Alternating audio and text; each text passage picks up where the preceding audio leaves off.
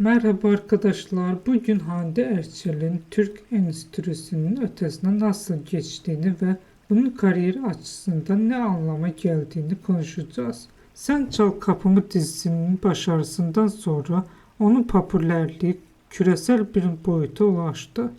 Bu durum yeni fırsatlar doğurdu. Uluslararası projelerde yer alma, yabancı markalarla işbirlikleri ve farklı ülkelerden yapımların ilgisi. Bu arada artık uluslararası bir ekiple çalışıyor.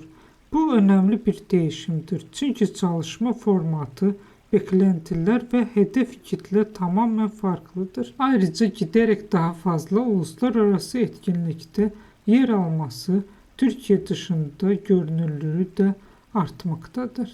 Ancak küresel seviyeye çıkış hızlı gerçekleşen bir süreç değildir. Bu zamanla genişleyen bir izleyici kitlesi, yeni çalışma koşullarına uyum sağlama ve farklı ülkelerden oyuncularla rekabet etmeyi gerektirir. Bu açıdan bakıldığında onun stratejisi oldukça istikrarlı görünmektedir. Ani sıçramalar yerine adım adım güçlenen bir kariyer yapısı tercih etmektedir. Eğer bu süreç aynı şekilde devam ederse gelecekte adının küresel ölçekte daha geniş bir tanınırlığa ulaşması beklenebilir.